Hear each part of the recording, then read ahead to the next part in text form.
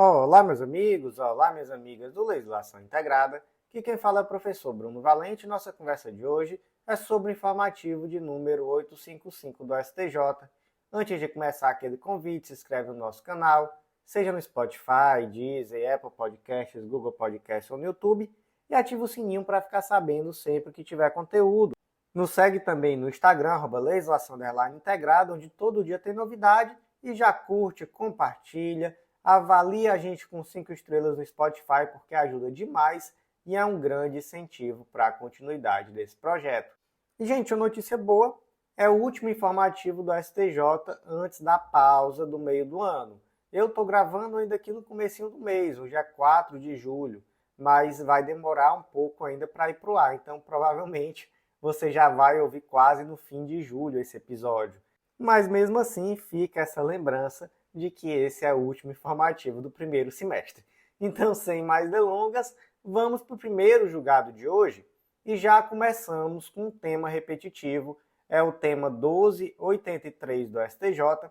Ele foi inserido na Lei Complementar 123, que trata da micro e pequena empresa, e a tese ficou da seguinte forma: 1. É necessário que o prestador de serviços turísticos esteja previamente inscrito no Cadastur, conforme previsto na Lei 11.771 de 2008, para que possa se beneficiar da alíquota zero relativa ao PIS, COFINS e à CSLL e ao IRPJ, instituído pelo artigo 4º da Lei 14.148 de 2021, no Programa Emergencial de Retomada do Setor de Eventos. 2.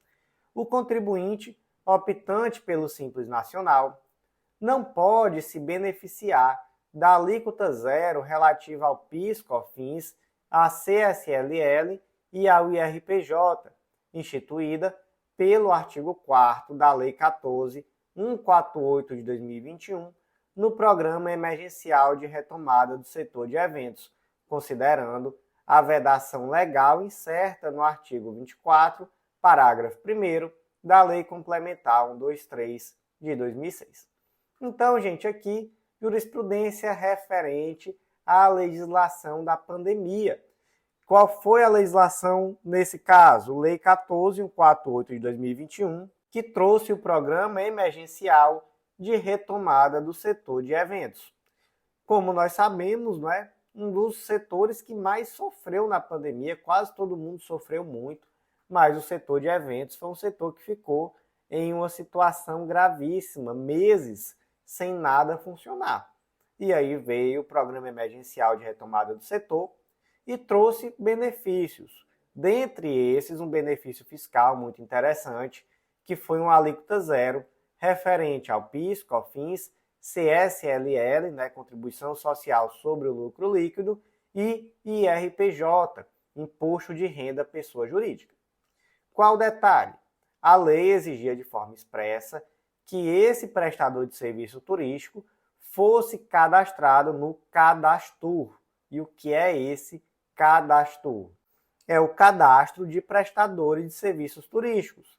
Ele é obrigatório para determinados prestadores de serviços turísticos e facultativo para outros setores conexos, como, por exemplo, restaurantes, bares e similares. E aí a lei exigiu que o estabelecimento estivesse previamente cadastrado nesse cadastro para que tivesse acesso a esse benefício. Para quê? Para realmente deixar esse benefício restrito àqueles setores que estavam intimamente ligados ao setor de turismo. Então, realmente era um objetivo da lei, não era restringir. E aí, a necessidade de fazer parte desse cadastro foi uma forma que a lei encontrou de restringir especificamente aqueles prestadores de serviço que tinham relação com o turismo, não é? Então, se entendeu que essa é uma exigência válida e que, de fato, o benefício seria restrito a esse grupo. Segundo ponto, e se fosse uma microempresa, empresa de pequeno porte, que optou pelo Simples? Mesmo assim, ela poderá ser beneficiada com essa alíquota zero? Aí a resposta está lá na Lei Complementar 123, artigo 24. As microempresas e empresas de pequeno porte optantes pelo Simples Nacional não poderão utilizar ou destinar qualquer valor a título de incentivo fiscal. Então, olha só, a empresa optou pelo Simples, é uma opção, não é? Não que o Simples seja um benefício fiscal. O Simples é um regime de tributação, mas é um regime de tributação bem mais benéfico. Então, a partir do momento que se opta por esse regime de tributação mais benéfico, você também sabe que não será beneficiado por eventuais incentivos que são prestados eventualmente àqueles que não fazem parte do Simples. Então, é uma coisa ou outra, não é? Você escolhe, eu quero Simples ou eu quero ficar no regime geral, digamos assim, né? No regime comum. Optei pelo Simples, eu não serei beneficiado. E aqui não foi diferente. Então, essa alíquota zero não beneficia aquele que é optante pelo Simples Nacional. Então, gente, como é que ficou a tese repetitiva? É necessário que o prestador de serviços turísticos esteja previamente inscrito no Cadastro, conforme previsto na Lei 11.771 de 2008, para que possa se beneficiar da alíquota zero relativa ao PIS, COFINS, à CSLL e ao IRPJ, instituído pelo artigo 4º da Lei 14.148 de 2021, no Programa Emergencial de Retomada do Setor de Eventos. 2.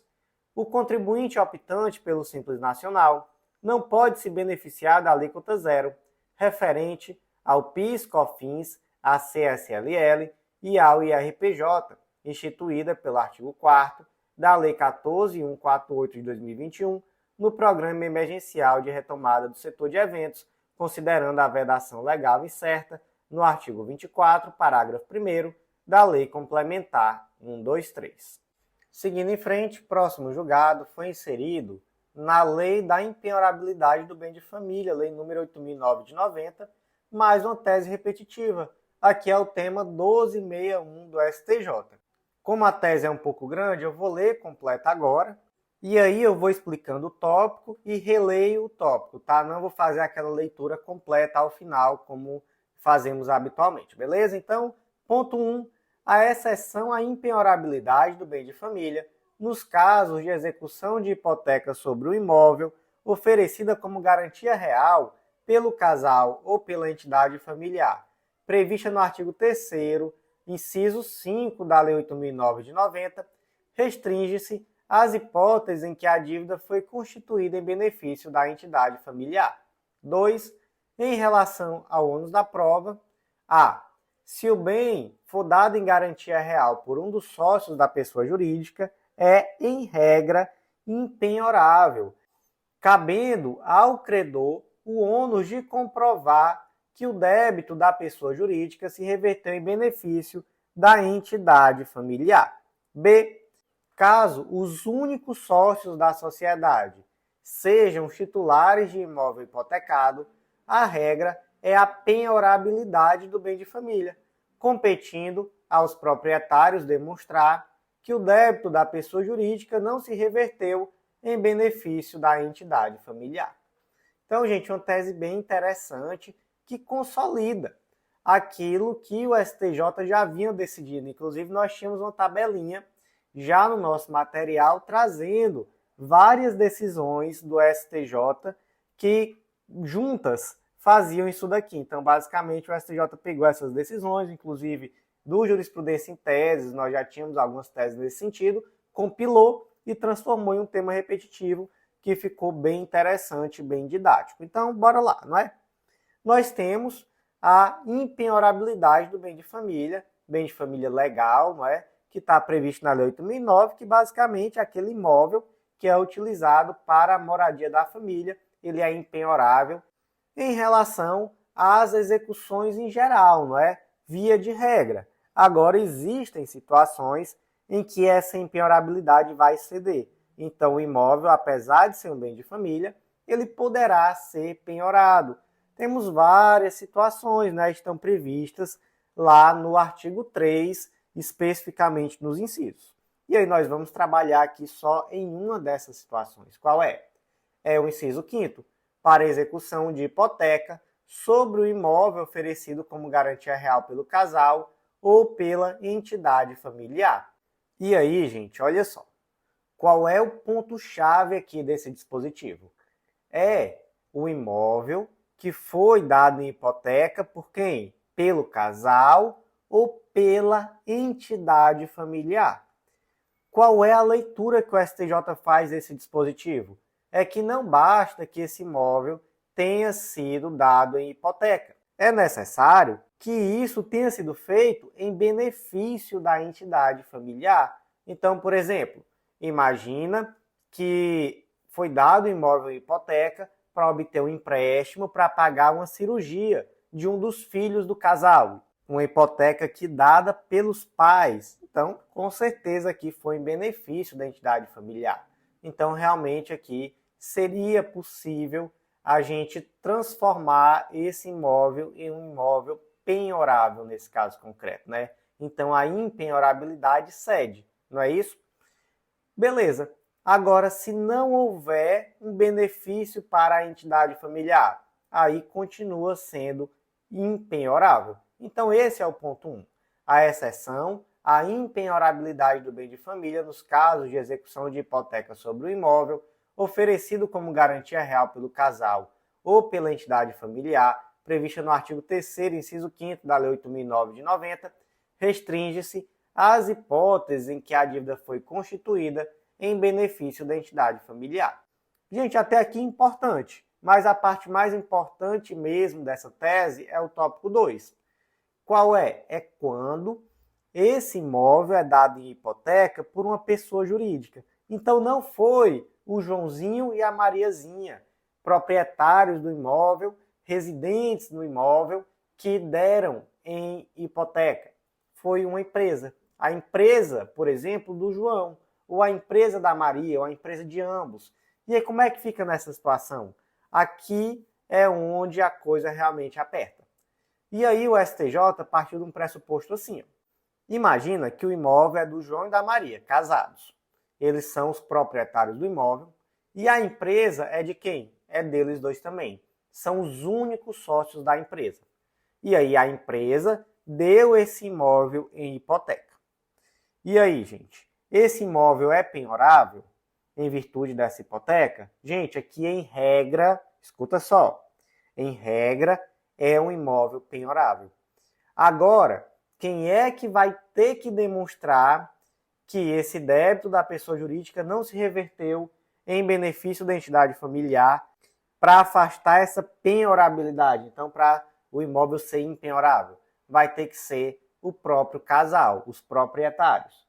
E faz sentido, né? A empresa é dos dois, eles são os únicos sócios. Então, a gente pode partir de uma presunção de que se eles dois deram esse imóvel em hipoteca, não, melhor, a empresa deles dois deu esse imóvel em hipoteca, isso foi em benefício da entidade familiar. Ah, mas não foi. Então, eles que provem. Faz sentido, não faz? Agora, imagina uma situação diferente. Imagina que só um dos dois é sócio da empresa. Então, é só o João. Ou então, é só a Maria. E aí, esse é o tipo de coisa que dá em divórcio, né? Imagina que a empresa do João deu esse imóvel em hipoteca, como garantia real de um empréstimo feito pela pessoa jurídica. Aí, gente, como é que fica? Aqui é o contrário. Aqui, em regra, continua sendo um bem impenhorável. Agora, é possível que esse bem deixe de ser impenhorável? Como? Demonstrando que essa hipoteca se reverteu em benefício da entidade familiar. Agora, nesse caso, de quem é o ônus de demonstrar isso? É do credor. Não é do João e da Maria, da empresa do João, não. É do credor, beleza? Então, essa é a distinção. Então, olha só, ponto 2. Em relação ao ônus da prova. Se o bem for dado em garantia real por um dos sócios de pessoa jurídica, em regra, impenhorável, cabendo ao credor o ônus de comprovar que o débito da pessoa jurídica se reverteu em benefício da entidade familiar. E B, caso os únicos sócios da sociedade sejam os titulares do imóvel hipotecado, a regra é a penhorabilidade do bem de família, competindo aos proprietários demonstrar que o débito da pessoa jurídica não se reverteu em benefício da entidade familiar. Próximo julgado é da primeira turma do STJ, Foi inserido na Lei 8.203 de 91, Lei dos Planos de Benefícios da Previdência Social, destaque da seguinte forma: o período de recebimento do benefício de aposentadoria por tempo de contribuição, em razão de tutela provisória posteriormente revogada, não pode ser somado ao seu tempo de contribuição com a finalidade de obter a aposentadoria. Então, olha só que situação interessante. Imagina que o Zezinho propôs uma ação judicial requerendo a aposentadoria por tempo de contribuição. Imagina que ele dizia que ele já implementava os requisitos, mas o INSS dizia que não. O INSS dizia que faltava ainda um ano para ele ter implementado o requisito. Ele obteve uma tutela antecipada e já ficou de imediato recebendo esse benefício. E ele recebeu ali durante 2 anos. E aí, posteriormente, essa ação judicial foi julgada improcedente e a tutela provisória caiu, não é? Deixou de existir. Aí, gente, o que o Zezinho disse? Mas só faltava um ano para eu implementar. Eu passei 2 anos recebendo benefício, então eu já contei mais 2 anos de tempo de contribuição. Portanto, agora eu já posso me aposentar por tempo de contribuição. Esse raciocínio está correto, gente? Por mais que eu ache que faz muito sentido esse raciocínio, ele não está correto, o STJ não concorda. O STJ partiu do pressuposto de que não há aqui uma efetiva contribuição nesse período e que, por isso, ele não é válido como tempo de contribuição. E pior, tá? Hoje nós temos uma tese repetitiva, é o tema 962, que assegura que o Zezinho, além de tudo, vai ter que devolver todos os valores que ele recebeu durante esse período, trazendo ainda que esse desconto ele pode se dar em até 30% do valor total do benefício que ele receber. Então, veja só, ele não vai contar esses 2 anos, ele vai ter que trabalhar mais 1 ano ainda para efetivamente se aposentar, e ele ainda vai ter que devolver esse valor que ele recebeu durante esses 2 anos. Já podendo, inclusive, ser descontado já na fonte esse valor. E aí, o único ponto é que, para não comprometer a subsistência, vai ter que ser descontado no máximo 30% do benefício, até a efetiva quitação. Então, bem ruim a situação do pobre do Zezinho, né? Faz pena, mas é isso mesmo. Como é que ficou o destaque? O período de recebimento do benefício de aposentadoria por tempo de contribuição, em razão de tutela provisória posteriormente revogada, não pode ser somada ao seu tempo de contribuição com a finalidade de obter a aposentadoria. E a tese repetitiva que a gente falou sobre a devolução, gente, é o tema 692 do STJ, beleza?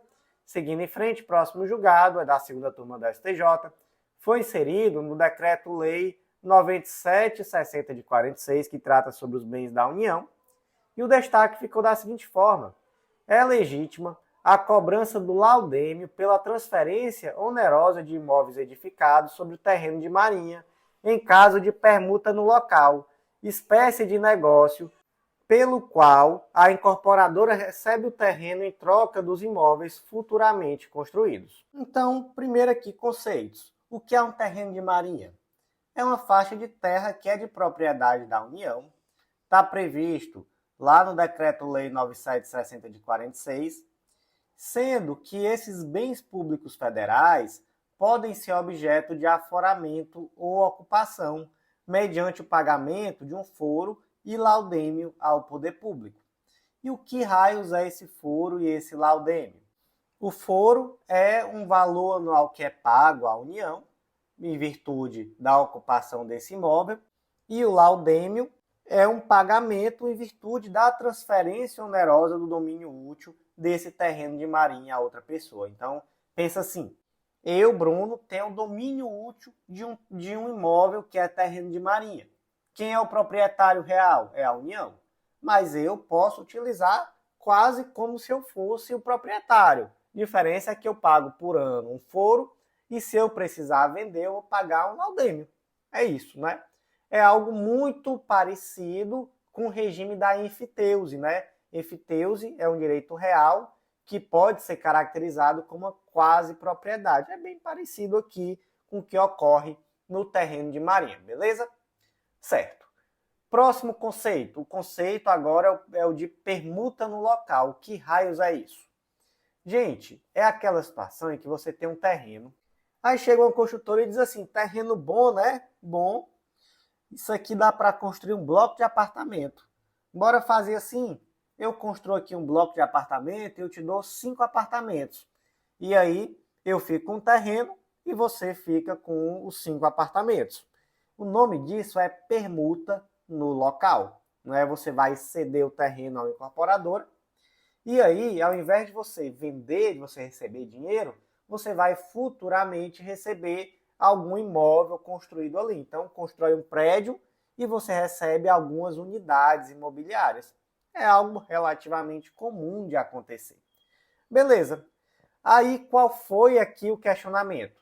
É porque houve uma permuta no local e o Zezinho, que era quem tinha no domínio útil daquele terreno de Marinha, não quis pagar o laudêmio porque disse que não houve uma cessão efetiva do domínio útil. E mesmo quando vier a ocorrer essa cessão no futuro, ainda vai ser resguardado uma parte do domínio útil para o Zezinho. Explicando melhor, o terreno é bem grande, ainda vai ficar com um pedacinho do terreno, que agora vai ter ali um imóvel, né, uma casa, um apartamento, enfim, no pedaço que ele vai ficar. Então, com base nesses argumentos, ele entendeu que não seria cabível pagar o laudêmio. Gente, o STJ entendeu dessa forma? Não, não entendeu dessa forma. Entendeu, na verdade, que sob o ponto de vista da União, houve transferência integral do domínio útil, sim. Então, tem que cobrar integralmente o laudêmio. E, além disso, tá? A gente tem que ter em mente que mesmo naquela situação de um contrato de gaveta que seja, o laudêmio é devido. Temos um tema repetitivo sobre isso. É a tese de tema 1142. Ah, mas foi um contrato de gaveta transferindo. Mesmo assim vai ter que pagar laudêmio. Outra coisa que nós também temos, tema repetitivo e súmula. É o tema repetitivo 419 e a súmula 496 do STJ. Os registros de propriedade particular de imóveis situados em terreno de marinha não são oponíveis à União. Só um aprofundamento para você saber que também existe essa súmula, tá? E também existe esse tema repetitivo. Então, gente, não colou, tá, esse argumento. O laudêmio vai ter que ser pago e vai ter que ser pago sobre o valor integral do terreno, não proporcionalmente, então somente aquela parte do terreno que foi cedida. Está resguardando o pedaço que ainda ficou sendo da propriedade do Zezinho. Não, vai ser realmente integrado. Então, como é que ficou aqui o destaque? É legítima a cobrança do laudêmio pela transferência onerosa de imóveis edificados sobre terreno de marinha, em caso de permuta no local, espécie de negócio pelo qual a incorporadora recebe o terreno em troca dos imóveis futuramente construídos. Vamos para aquele jabá bem rápido. Acesse legislaçãointegrada.com.br e vem fazer parte do Clube da Lei. Nosso clube de membros que dá acesso a todos os nossos materiais e a mais de 100 planos de leitura, com tudo o que você precisa para um estudo completo, atualizado e organizado de lei seca e jurisprudência. Aproveita também e vem conhecer o Mapa do Aprovado, o curso que te ensina a estudar. Com ele você tem acesso a aulas que te ensinam a organizar um plano de estudo totalmente focado na tua realidade, com muita autonomia e estratégia, e vem conhecer a Editora Integrada, vem publicar com a gente. Você vai ver que é mais fácil do que você imagina e que vai ser um baita diferencial em uma futura prova de títulos. Então, palavra da sorte hoje para você deixar aí no comentário vai ser mouse, para eu saber que você está me ouvindo e prestando atenção naquilo que eu estou falando. Então, seguindo em frente, próximo julgado é da terceira turma, foi inserida na Lei dos Planos de Saúde, Lei número 9656 de 98, e o destaque ficou da seguinte forma: é lícita a negativa de cobertura por operadora de plano de saúde de medicamento de uso domiciliar à base de canabidiol não listado no rol da ANS. Gente, de cara aqui eu vou dizer para vocês uma coisa. Esquece aqui o nome canabidiol e foca em medicamento de uso domiciliar. O STJ negou aqui o fornecimento desse medicamento não foi por ser a base de canabidiol, foi sobretudo por ser um medicamento de uso domiciliar. E aí, gente, bora lá. Nós temos lá no artigo 10 da Lei dos Planos de Saúde essa previsão do plano básico que tem que ter, no mínimo, algumas coberturas. E o que está excepcionado, né? O que não precisa ser coberto? Está lá no inciso 6º, uma previsão de que fornecimento de medicamento para tratamento domiciliar. Aí ressalvado algumas hipóteses que estão, via de regra, ali, relacionadas principalmente com tratamento de câncer, tá? São medicações relacionadas a câncer principalmente. Então essas daí, mesmo que de uso domiciliar, o plano de saúde vai precisar cobrir. É só você pensar assim, ó, gente. Você foi na emergência, lá no seu plano de saúde. Você recebeu determinadas medicações lá na veia. Você vai pagar por isso? Não. Por quê? Porque a medicação que você recebe no hospital, essa medicação, ela tem que ser fornecida pelo hospital. E o plano de saúde tem que cobrir. Agora, o dipirona, que o médico receita para você comprar e tomar na sua casa, você não vai levar o cupom fiscal lá no plano de saúde para ser ressarcido, tá? Então, o tratamento domiciliar, ele não é, via de regra, coberto. Professor, mas existe o home care, gente, existe um monte de coisa, tá? Estou falando aqui só do medicamento, tá? O medicamento para tratamento domiciliar ele não é coberto pelo plano de saúde. Esse é o ponto, beleza? Quando que vai ser coberto? Se for um medicamento que precisa ser administrado de forma supervisionada. Então imagina, por exemplo, que a pessoa ela está em regime de internação domiciliar e aí ela vai ter que receber um determinado medicamento que vai ser administrado. Gente, aí é a mesma coisa de estar internado, tá? Então vai ser coberto, tá? O ponto é esse, beleza? Então, gente, olha só. Existe jurisprudência no STJ determinando que o plano de saúde forneça medicação à base de canabidiol, porque no caso concreto se conseguiu demonstrar que estava dentro daquelas exceções previstas lá nos parágrafos do artigo 10, em que mesmo não sendo medicamento registrado pela ANS e obrigatoriamente coberto no plano de saúde, ainda assim será necessário. Então você imagina, por exemplo, que não há substituto terapêutico registrado no Brasil e de cobertura obrigatória, que é um medicamento que está registrado em agências internacionais de alto renome, enfim, temos, né, aqueles requisitos lá do parágrafo 13. Recomendo demais a leitura, beleza? Então, nesse caso, temos jurisprudência do STJ determinando que o plano de saúde forneça. Qual a diferença nesse caso concreto? Que era um medicamento de administração domiciliar. Então, e realmente, o plano de saúde não vai fornecer. Gente, só um pequeno aprofundamento, porque constou na decisão. Temos um projeto de lei, o PL 89 de 2023, que visa fornecimento pelo SUS de medicamentos formulados à base de canabidiol. Então, uma vez aprovado esse projeto de lei, o panorama pode mudar, né, com a possibilidade de fornecimento via SUS, beleza? Mas via plano de saúde, nesse caso concreto aqui não, e o ponto é que era um medicamento administrado em domicílio. Então, como é que ficou o destaque? É lista a negativa de cobertura por operadora do plano de saúde de medicamento de uso domiciliar à base de canabidiol não listado no rol da ANS. Gente, vamos ficar por aqui. Já estamos estourando o tempo, mas já voltamos de imediato com a parte 2. Então, no máximo, toma uma aguinha e volta rapidinho para a gente seguir em frente, beleza?